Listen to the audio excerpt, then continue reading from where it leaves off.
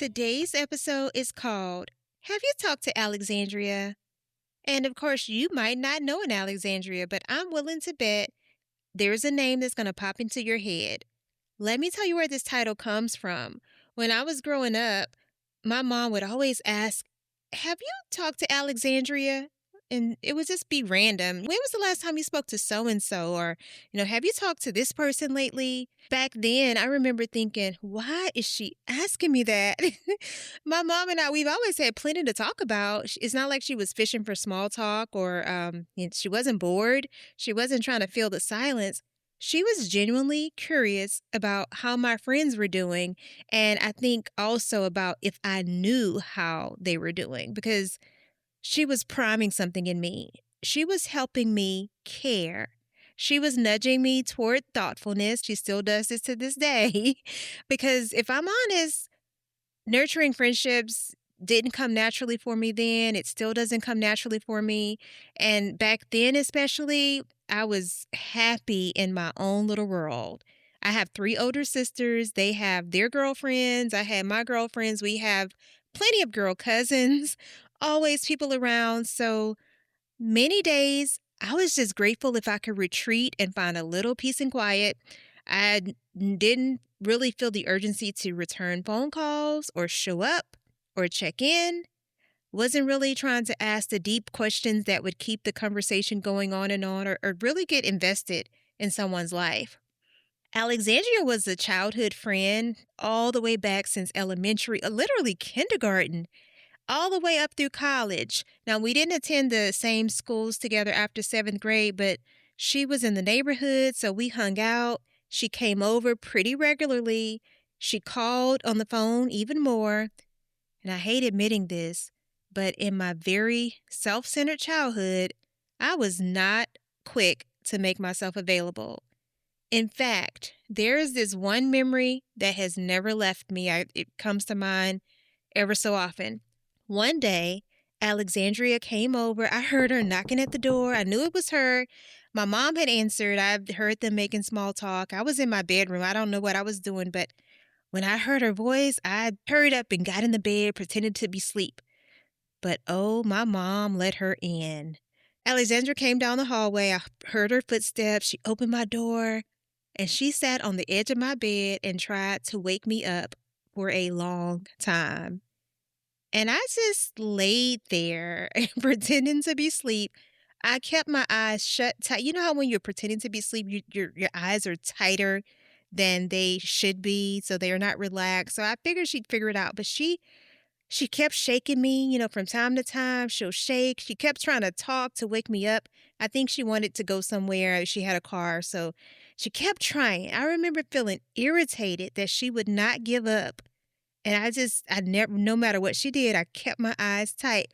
And eventually, it's pretty pathetic now that I'm talking about it, but eventually she left the room and I heard her tell my mom, I can't get her to wake up. And I remember lying there thinking I had gotten away with something. Well, I thought I had gotten away with something. Later that day, my mom brought up the subject. She chuckled at me and she made a little comment about me playing possum earlier. And I remember feeling so embarrassed because I didn't want my mom to know what I was up to. I knew it wasn't something that she would have approved of. So the fact that she thought I was playing possum, which I was, it embarrassed me. But that moment has stayed with me for decades. But Alexandria did not disappear from my life after childhood. We talked from time to time throughout my college years. She called when I was married. She called when I became a mom.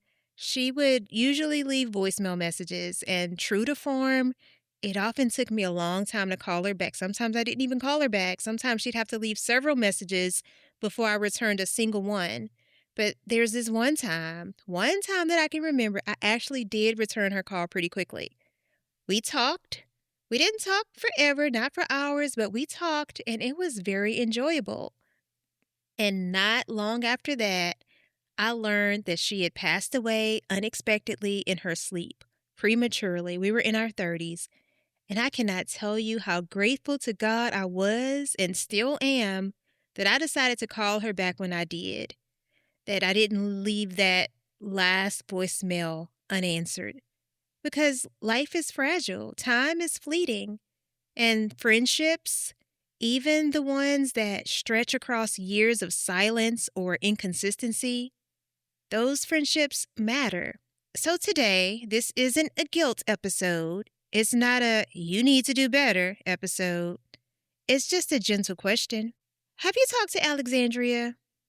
Maybe her name isn't Alexandria.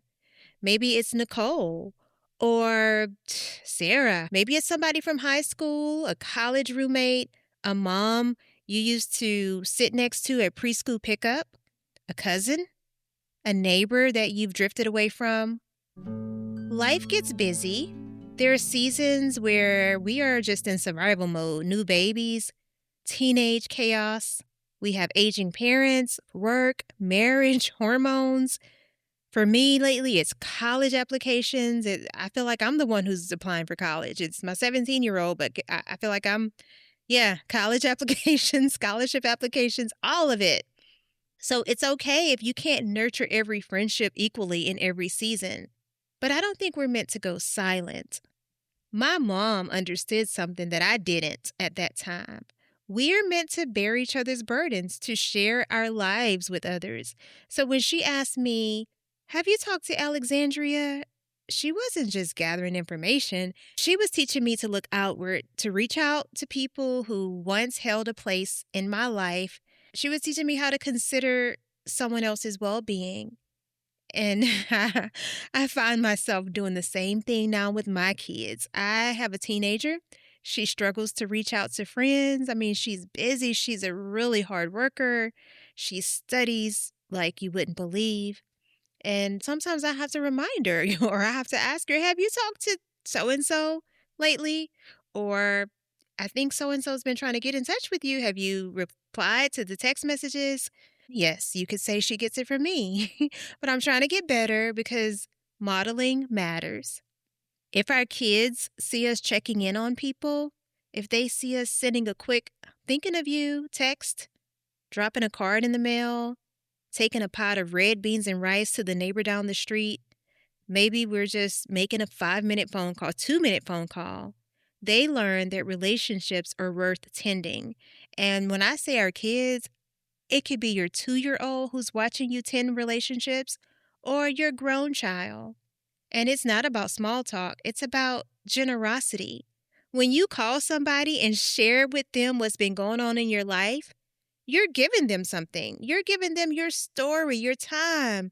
You're giving them your trust. And that is valuable. Friendship is about offering your presence. So, what does that look like practically? Obviously, it doesn't have to be grand. Here are a few simple ways I've been thinking about that you can stay connected, even in busy seasons. Number one, send a voice memo instead of a text.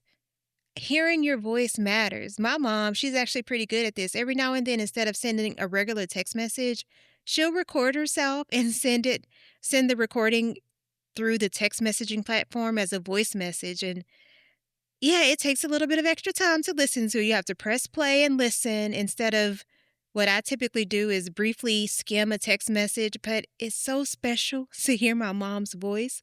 So I love when she does that. That's something that you can do that's a little bit more elevated. You can put one friend on your calendar each month, just one friend that you are telling yourself you're going to check in with that month.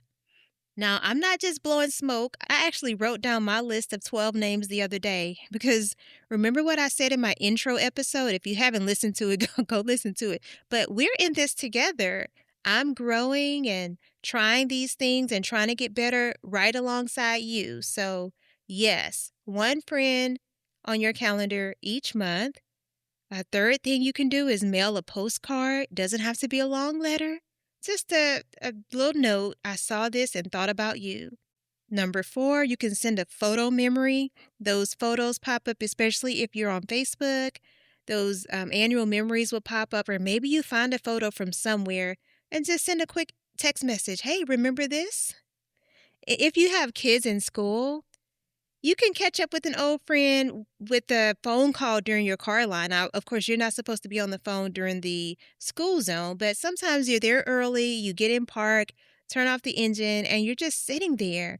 You might just tell your friend up front, I only have 10 minutes or however long you have, but I just wanted to hear your voice. When the holidays roll around, even a simple 3 sentence card can make the difference. Obviously, you don't have to resurrect every friendship to its former intensity, but you can keep a small thread connected, and a lot of times that thread becomes an anchor. My youngest daughter just turned 12 this past week, and as I get older, life starts to bring more uncertainty for me and for people around me. Healthcare scares, career, hobby changes, kids are launching into their newfound experiences, independence, parents are aging. Those old friendships, they can become comforting markers of who we've been because they hold that shared history, the inside jokes, the versions of ourselves we may have forgotten about. There is something deeply calming about talking to someone who knew you before you were managing calendars and paying property taxes or before you were worried about high cholesterol, whatever it is you're worried about. These people who hold our history, they remind you of who you are. And as we lean into slower, sweeter days, as we try to build rich lives of memory and meaning, let's not work so hard building things that we forget to tend to people. Because, listen, when everything is stripped away, it's really the people who matter. It's not the productivity. And gosh, I am all for productivity. I like to work and it gives me that sense of accomplishment, but it's not the productivity or the image that other people have or the image that we want other people to have of us. It's not the perfectly managed schedule or the whatever your goals and aspirations. What it really is about is the people who showed up and the people we showed up for. So today, I'm going to ask you what my mom always asked me. Have you talked to Alexandria? And if you haven't, maybe you need to call her, not from guilt, but from love. Call her, text her, send her the postcard, leave the voice memo, because these moments are fleeting.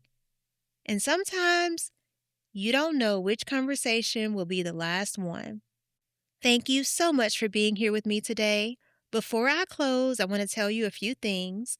First of all, this episode was brought to you by Coach Dion Basketball, the Woodlands' most dedicated coach. You can learn more by visiting CoachDion.com. It's also brought to you by my website, WoodlandsMommy.com. It's the most referred to online resource for moms and families in the Woodlands. And secondly, while I was recording this, I scrolled through Facebook. I had to go way back, and I found a post I made about Alexandria.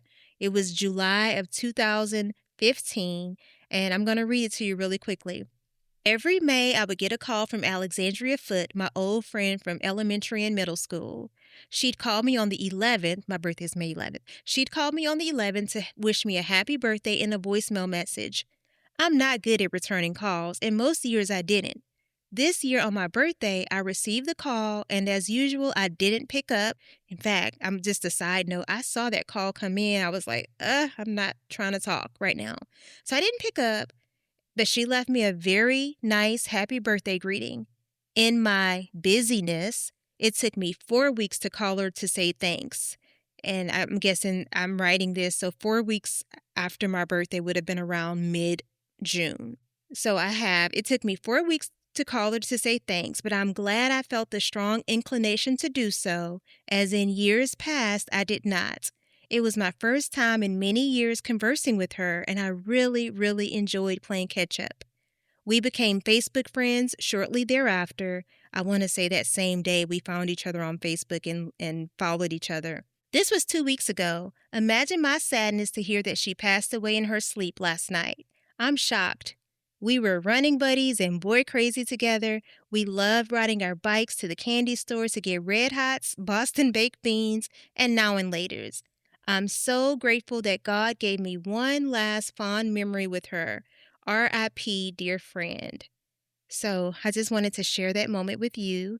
And lastly, the third thing is if this episode made you think of someone specific, don't just sit with that. Reach out. Thank you so much for joining me on this episode of Mom Life in the Woods. I'll talk to you next time.